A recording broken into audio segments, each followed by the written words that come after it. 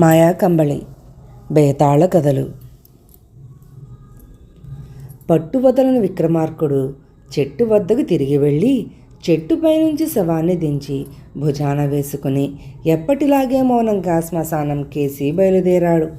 అప్పుడు శవంలోని బేతాళుడు, రాజా, నువ్వు ఏదో అతీత శక్తులు కోరి ఇలా శ్రమపడుతున్నావనటానికి సందేహం లేదు. కానీ అవి తీరా నీకు లభించినాక నువ్వు వాటిని విసర్జించవని చెప్పటానికి లేదు. ఇందుకు నిదర్శనంగా నీకు చండీదత్తుడి వృత్తాంతం చెబుతాను, శ్రమ తెలియకుండా విను అంటూ ఇలా చెప్పసాగాడు. పూర్వం హిమాలయ పర్వతాలలో ఆత్మానందుడనే వృద్ధయోగి ఉండేవాడు. చుట్టుపక్కల వాళ్ళు ఆయన్ను తరచుగా చూడవచ్చి ప్రశ్నలతో వేధించి ఆయన ఏకాగ్రతను చెడగొడుతూ ఉండేవారు. అందుచేత ఆయన తన పాత కంబళి మీద మంత్రజలం చల్లి దానికి ఒక శక్తిని కలగజేశాడు. ఆయన దాన్ని కప్పుకుంటే ఎవరికీ కనబడడు. ఈ రహస్యం మాత్రం ఎవరికీ తెలియదు. ఒకరోజు ఆత్మానందుడు తన కంబళి భుజాన వేసుకుని ఒక శిల మీదుగా దాటుతూ కాలు జారి శిలకు అవతల ఉన్న లోయలోకి దొర్లిపడిపోయి స్పృహ కోల్పోయాడు. అతని కంబళి శిలకు యువతల పక్క పడిపోయింది. మరికొంతసేపటికి ఆ కనుమదారిన ఒక చిన్న చిల్లర వ్యాపారి సంతకు పోతూ కంబళిని చూశాడు. అది చాలా పాతది. ఏ దరిద్రుడైనా ఏదో ధరకు దాన్ని కొనకపోతాడా అనుకుని ఆ మనిషి దాన్ని మడిచి మూటలో పెట్టి సంత జరిగే శోభావతి నగరానికి వెళ్ళాడు.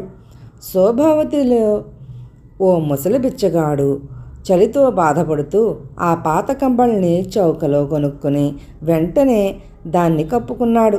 చూస్తుండగానే బిచ్చగాడు అదృశ్యం కావటం గమనించి అందరూ ఆశ్చర్యపోయారు. ఈ వింత వార్త క్షణాల మీద నగరమంతా పాకింది. ఆ కాలంలో శోభావతిలో దొంగతనాలు, అవినీతి, స్పర్ధలు పెచ్చుమీరి ఉన్నాయి. శోభావతి రాజైన చండీదత్తుడు ఎంత ప్రయత్నించినా వాటిని అదుపులో పెట్టలేకపోయాడు. ఈ సమయంలో కంబళి మహత్తు గురించి అందరికీ తెలియటంతో దురాశాపురులు బిచ్చగాడి కోసం వెతకసాగారు. దొంగతనాలు చేయటానికి, యథేచ్ఛగా అవినీతి కొనసాగించడానికి, పట్టుబడకుండా ప్రతిపక్షాల మీద దెబ్బతీయడానికి అలాంటి అదృశ్యకరణి ఎంతైనా ఉపయోగపడుతుంది. కంబళి సహాయంతో అదృశ్యంగా ఉన్న బిచ్చగాడు నలుగురు అనుకునే మాటలు విని తనకు రానున్న ప్రమాదాన్ని గ్రహించి తన చేతికర్రను ఒక పొదలో పెట్టి ఎలాంటి చప్పుడు చేయకుండా మసలసాగాడు. ఆ కంబళి వల్ల వాడికి అడుక్కు తినడానికి కూడా లేకపోయింది. ఆ రాత్రి అంతా వాడు ఆలోచించి తన కంబళి కోసం దేశంలో హేమాహేమీలు తహతహలాడుతున్నారని, అది తనకు ఎందుకు పనికిరాదని రూఢి చేసుకుని మర్నాడు తెల్లవారగానే తాను వాళ్లకు కంటపడకుండా కంబళి కప్పుకొని అదృశ్యంగా రాజసభకు వెళ్ళి తాను కప్పుకున్న కంబళి తీసి రాజు ఎదుట ప్రత్యక్షమయ్యాడు. మహాప్రభు, ఈ కంబళి వల్ల నాకు ప్రాణహాని తప్ప శాంతి కానీ సుఖం కానీ ఉండదు. ఇది మీ వద్దనే ఉంచండి అని బిచ్చగాడు కంబళిని రాజుకి ఇచ్చాడు.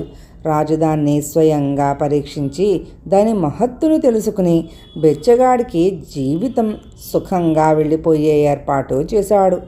కంబళి తాను తీసుకున్నాడు. ఈ లోపల కొండ మీద పడిపోయిన ఆత్మానందుడు కోలుకుని తన కంబళి చండీదత్తుడి వద్ద ఉన్నదని తెలుసుకుని శోభావతి నగరానికి వచ్చి రాజును కలుసుకుని తన కంబళి తనకియ్యమని అడిగాడు. రాజు అందుకు అభ్యంతరం చెబుతూ రాజ్య శ్రేయస్సు దృష్ట్యా ఇది నా దగ్గర ఉండటమే మంచిది అన్నాడు. ఆత్మానందుడు తన కంబళిని రాజు వద్ద ఉంచడానికి ఒప్పుకుని ఎందుకైనా మంచిదని చెప్పి రాజు చేతికి ఒక రక్షాబంధం కట్టి వెళ్ళిపోయాడు. రాజు మాయాకంబళి సహాయంతో నగరంలోని అనేక మంది అవినీతిపరులను, కుట్రదారులను పట్టుకొని కఠినంగా శిక్షించాడు. మాయాకంబళి ఆచూకీ తెలియక తహతహలాడుతున్న గొప్పవారికి అందరికీ మాయాకంబళి రాజు వద్దకు చేరినట్టు స్పష్టమైంది. దొంగల ముఠాల దగ్గర నుంచి అనేక మంది అవినీతిపరులు కఠినంగా శిక్షించబడడంతో నగరంలో నేరాలు అక్రమాలు పూర్తిగా తగ్గిపోయాయి. చండీదత్తుడి మనస్సుకు కొంత ప్రశాంతత చేకూరింది. ఒకనాడు రాజుకు రాజనర్తిక అయిన చెంచలను చూడాలనిపించింది. అతను కంబళి కప్పుకుని ఎవరికీ తెలియకుండా చెంచల ఇంటికి వెళ్ళాడు. అటు తరువాత రాజు ఎవరికీ తెలియరాకుండా చెంచల ఇంటికి వెళ్ళి రాసాగాడు. ఒకరోజు చెంచల మాయాకంబళిని 2 రోజుల పాటు తన ఇంట ఉండనీయమని రాజును కోరింది. ఆమె ముచ్చటను రాజు నిరాకరించలేక, నువ్వు నాతో నా మందిరం దాకా అదృశ్యంగా వచ్చి కంబళి నీ వెంట తీసుకుని పో అన్నాడు. ఇద్దరూ కంబళి కప్పుకుని రాజమందిరానికి వచ్చారు. చెంచల అక్కడ రాజును విడిచి కంబళి కప్పుకొని తిరుగుముఖం పట్టింది. వెళ్ళిపోతున్న ఆమెను చూసి రాజు ఆశ్చర్యచకితుడైనాడు. ఆమె అతనికి స్పష్టంగా కనిపిస్తున్నది. దానికి కారణం ఆత్మానందుడు తన చేతికి కట్టిన రక్షాబంధం అయి ఉంటుందని రాజుకు తోచింది. చెంచల తిన్నగా తన మందిరానికి వెళ్ళక మరొక దిక్కుగా కోశాధికారి విక్రముడి మందిరానికి వెళ్ళటం చండీదత్తుడు చూశాడు. విక్రముడు రాజుకు జ్ఞాతి. చెంచల అతని వద్దకు ఎందుకు వెళ్ళిందోనని ఆలోచిస్తూ చండీదత్తుడు శయనాగారానికి వెళ్ళి పడుకున్నాడు. కానీ అతనికి రాత్రి నిద్ర పట్టలేదు. ఒక రాత్రివేళ విక్రముడు కంబళి కప్పుకుని చేత కత్తి పట్టుకుని తన శయనాగారం ప్రవేశించడం రాజు చూసి తనను చంపడానికి వచ్చాడని గ్రహించి చపాలున కత్తి దూసి లేచి విక్రముడి మీద పడ్డాడు. రాజు నిద్రపోతుంటాడని, మేలుకుని ఉన్న కంబళి మూలాన తనను చూడలేడని నమ్మిన విక్రముడు ఇలాంటి పరిణామానికి సిద్ధంగా లేక రాజు చేతిలో తేలికగా చచ్చిపోయాడు. రాజాజ్ఞ ప్రకారం భటులు చెంచలను బంధించి తెచ్చారు.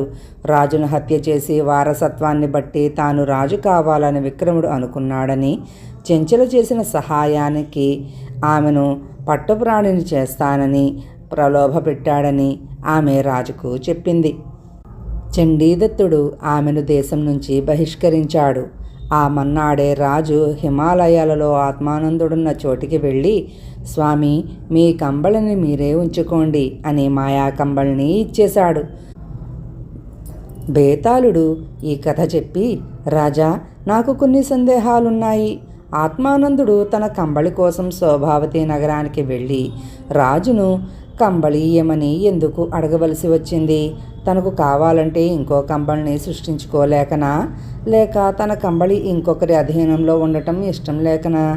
రాజు ఆ కంబళి సహాయంతో ఎందరో నేరస్తులను శిక్షించి దాని ప్రయోజనం గ్రహించి కూడా చివరకు దాన్ని ఆత్మానందుడికి ఎందుకు తిరిగి ఇచ్చేశాడు?